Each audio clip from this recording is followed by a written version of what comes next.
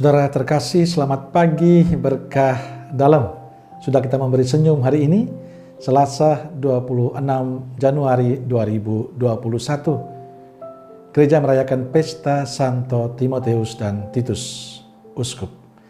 Kita awali permenungan kita hari ini dengan tanda kemenangan Kristus. Dalam nama Bapa dan Putra dan Roh Kudus. Amin.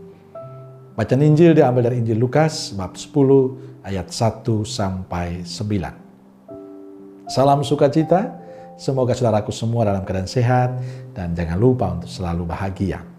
Tetap mengenakan masker, menjaga jarak dan mencuci tangan. Saudara yang terkasih, Injil bercerita tentang Tuhan menunjuk 70 murid lalu mengutus mereka berdua-dua mendahuluinya ke setiap kota dan tempat yang hendak dikunjunginya. Kisah Injil ini menunjukkan bahwa panggilan itu adalah kehendak Tuhan. Panggilan terjadi karena Tuhan menghendakinya. Tuhan yang memilih dan mengutus tiap orang untuk terlibat dalam karya pelayanan Tuhan. Menarik bahwa pada saat Tuhan memilih 70 murid dan mengutus mereka pergi berdua-dua, para murid itu mentaati tanpa memberi komentar apapun.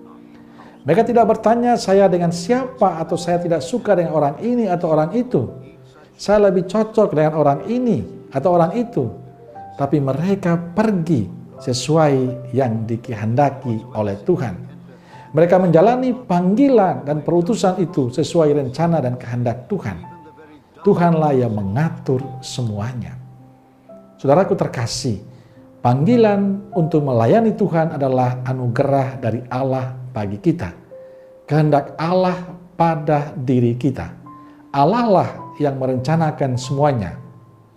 Karena itu setiap kita yang dipanggil dalam pelayanan hendaknya memiliki sikap siap sedia, sikap rela tanpa paksaan. Kita tidak bisa menentukan saya harus ditempatkan tempat ini atau di tempat itu. Saya sebaiknya dengan orang ini atau orang itu. Saya hanya mau ke tempat yang itu. Kalau ke tempat itu dengan tugas pelayanan itu saya tidak mau.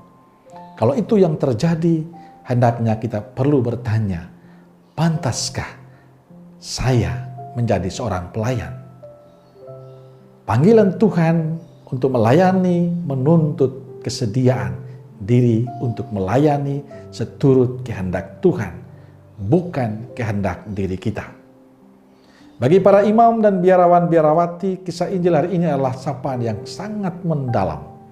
Bahwa kita dipanggil oleh Tuhan dan harus mentaati apa yang dikehendaki Tuhan lewat tugas perutusan yang dipercayakan kepada kita.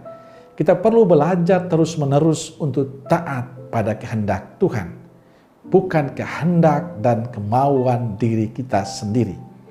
Kita dipanggil oleh Tuhan untuk tugas yang mulia. Maka tugas kita adalah menjalani misi Tuhan, bukan misi diri kita.